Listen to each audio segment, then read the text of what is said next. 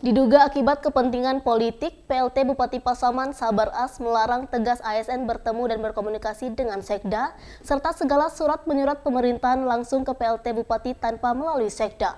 Larangan itu disampaikan langsung saat rapat bersama OPD terkait. Tindak lanjuti perintah langsung PLT Bupati Pasaman pada Kasatpol PP, Satpol PP Pasaman menempatkan 2 personel berjaga di depan ruangan Sekda Pasaman. Kedua personel yang berjaga ditugaskan untuk memantau dan mengambil dokumentasi ASN yang melanggar perintah PLT Bupati yang melarang ASN berhubungan dengan Sekda Pasaman.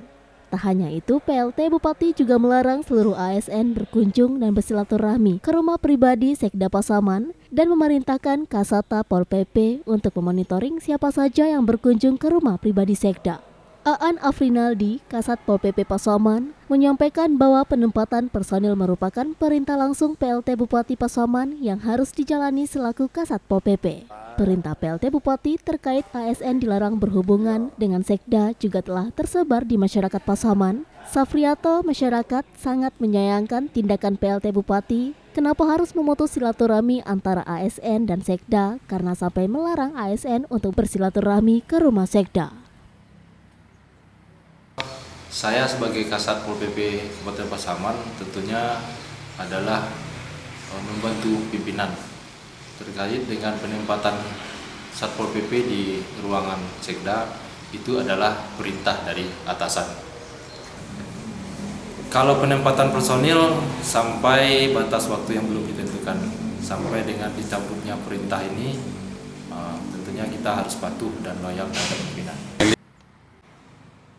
Beberapa eselon 2 yang ada di lingkungan Pemda Pasaman membenarkan perintah PLT Bupati untuk tidak berhubungan dengan Sekda Kabupaten Pasaman.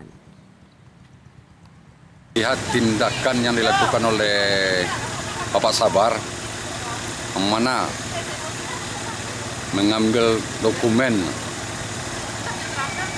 supaya tahu siapa yang masuk ke ruang Sekda, ASN ataupun masyarakat. Kami ingin tahu apa alasan Bapak Sabar menyuruh Pol PP piket di ruangan atau melihat siapa-siapa yang hadir ke ruangan Bapak Sekda. Dari Pasaman, Sumatera Barat, Aryo Hanas, iNews melaporkan.